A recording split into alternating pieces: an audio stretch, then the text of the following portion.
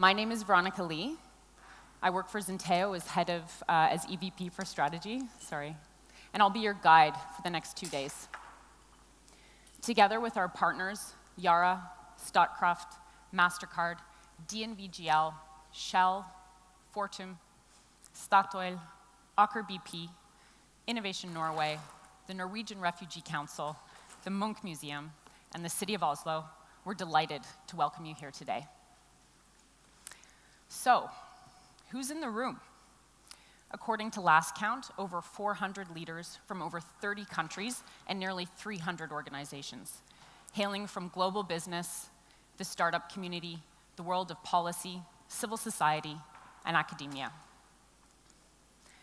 And for those of you who are with us for the first time, which is really 80% of you, this exchange has been held in different guises and in different cities over nearly a decade, with a range of hosts, from Tata and the Singaporean government to Royal Dutch Shell, Deutsche Bank, and Columbia University.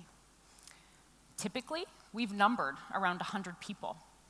But this year, we wanted to challenge ourselves to make more room for new voices with a view to shaking up the echo chamber that we all live in.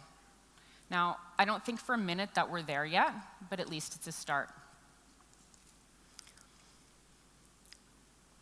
So despite the inevitable differences across our organizations, in the metrics we use to measure performance, in the methods we employ to create value for our stakeholders, I gather, since you're all here, that we share at least one belief. Now, we may use different words, but the crux is this. Our growth model needs an urgent update. Instead of delivering more and more value to a fraction of the world's population while destroying the biosphere, we need a growth model that creates value for the many, not the few, working with our natural systems and not against them.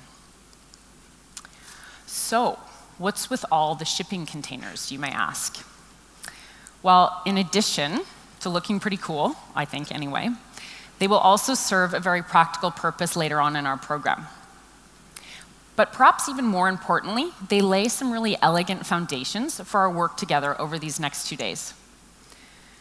Just imagine how much more effective it is to pack a ship with a relatively small number of modular, lockable, stackable containers instead of stuffing infinite bits and bobs into every nook and cranny of a ship's hold.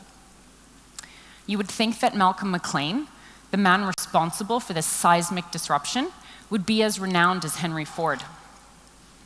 His shipping containers, basically metal boxes with wooden floors, would ultimately make transport costs almost irrelevant, pouring fuel on the simmering forces of globalization.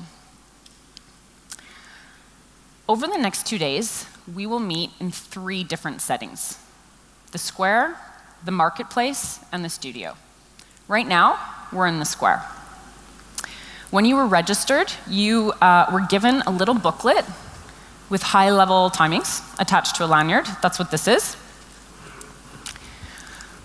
The full program is also available on the app, along with speaker profiles, studio details, and venue information.